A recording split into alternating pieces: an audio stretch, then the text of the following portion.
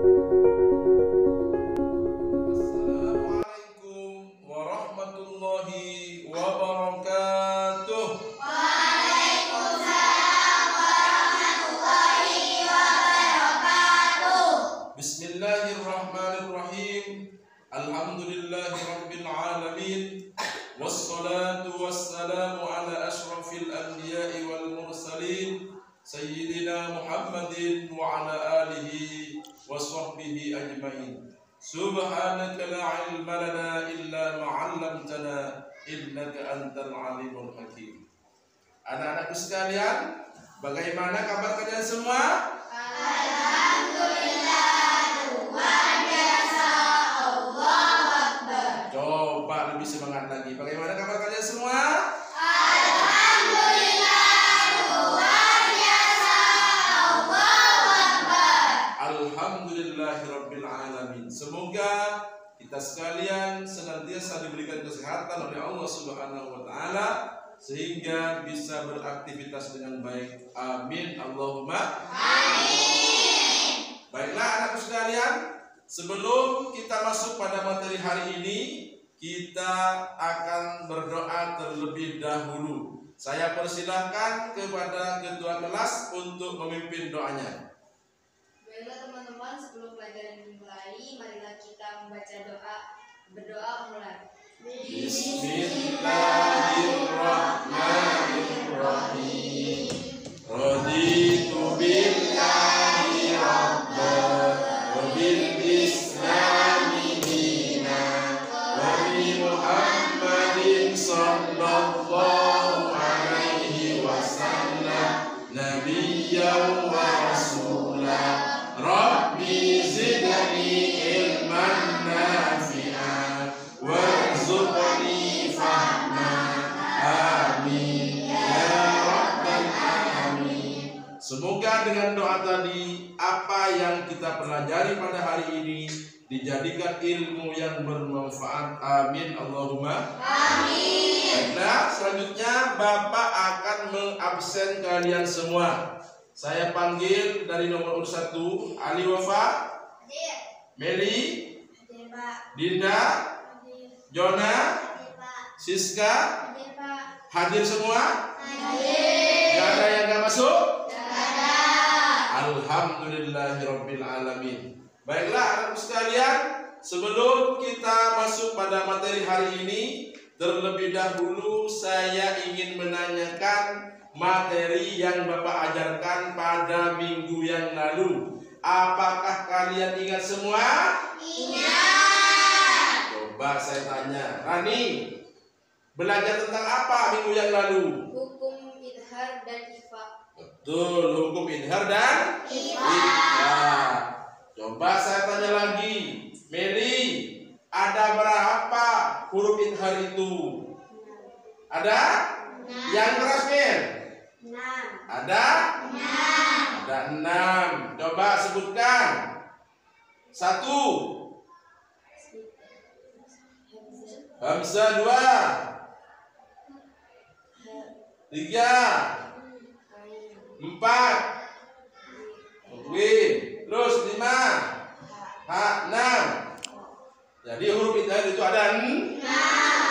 Coba saya tanya lagi, huruf idhar itu disebut huruf apa? Huruf halqi.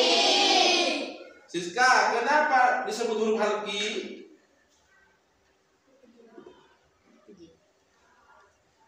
Siapa yang ingat? Karena makharijul hurufnya keluar dari tenggorok, makanya disebut huruf halqi. Coba saya tanya lagi, huruf ikhfa ada berapa dia? Ada 15. Jangan lupa, kalau kalian sudah diajarkan di sekolah, di rumah dibukalah biar tidak lupa. Jadi pada minggu yang lalu kita belajar tentang hukum idhar dan ikhfa. Baiklah anak-anakku sekalian, pada kesempatan kali ini kita akan belajar tentang hadis yaitu tentang hadis niat tentang hadis tentang niat. Hadis tentang niat. Oleh karena itu, nanti saya putarkan sebuah video. Saya mengharap kalian semua memperhatikan, mengamati secara sama. Nanti setelah kalian mengamati video sumber belajar pada kesempatan kali ini, nanti saya akan berikan tugas pada kalian. Coba perhatikan.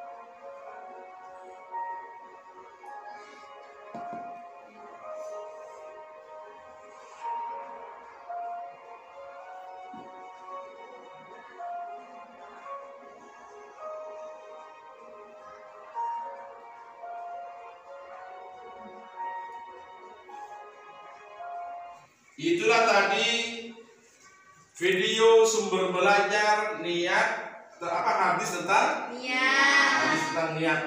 Tujuan pembelajaran pada hari ini adalah yang pertama, mendemonstrasikan hadis tentang niat riwayat Bukhari Muslim. Yang kedua, memahami isi kandungan hadis tentang niat riwayat Bukhari Muslim. Yang ketiga adalah menghafalkan hadis tentang niat riwayat Bukhari dan Muslim. Nah, sebelum kalian saya tugaskan untuk berkelompok, mungkin ada di antara kalian yang masih belum paham tentang materi pada hari ini yang saya tayangkan lewat video tadi. Saya persilakan pada kalian semua untuk menanyakan apa yang belum kalian pahami. Ayo, siapa yang mau tanya? Ayo. Ayo, Rani. Bagaimana hukumnya niat? Bagaimana hukumnya niat? Yang kedua, Billy, yang terakhir. Apa fungsinya niat? Apa fungsinya niat? Baik. Ada lagi? Ayo Furqan. Kapan waktunya niat? Ayo lagi. Siska. Di mana tempatnya niat? Di mana tempatnya niat? Baik. Ada 4 pertanyaan. Masing-masing saya akan jawab satu persatu. Dari pertanyaan pertama, yaitu pertanyaannya Rani. Apa tadi, Ram? Bagaimana hukumnya niat? Hukum niat itu tergantung perbuatan yang kita kerjakan, tergantung amal yang kita kerjakan. Contoh, sholat, hukumnya sholat wajib, maka niatnya wajib. Ada yang sunnah, contoh, memandikan mayat itu hukumnya wajib, cuma niatnya sunnah. Tergantung amal perbuatan yang kita kerjakan. Tapi pada umumnya hukum niat itu wajib. Karena kalau tanpa niat, perbuatan kita, ibadah kita tidak akan sah pada umumnya. Paham kan? Pertanyaan kedua, Apa fungsinya niat? Yang kedua pertanyaannya adalah fungsinya niat. Fungsi niat itu adalah untuk membedakan antara adat dan ibadah. Untuk membedakan antara adat dan ibadah. Saya beri contoh. Wafa biasa duduk dalam masjid, biasa istirahat dan duduk di dalam masjid. Tapi suatu saat Wafa itu duduk dalam masjid, berniat iktikaf di dalam masjid itu. Maka duduknya Wafa itu bukan jadi kebiasaan lagi, bukan adat lagi, akan tetapi bernilai ibadah. Jadi fungsinya niat itu, gunanya niat itu adalah untuk membedakan antara adat dan ibadah. Contoh lagi, kalian kalau pagi biasa mandi kan? Suatu saat kalian hari Jumat niat mandi untuk hadir ke Jumat, maka mandinya kalian itu bukan kebiasaan lagi, akan tetapi bernilai ibadah. Terus sudah paham semua? Sudah. Baik, saya akan memberikan tugas pada kalian semua. Silahkan kalian berbentuk kelompok. Saya jadikan 4 kelompok. Ayo, bentuk kelompok, belikan.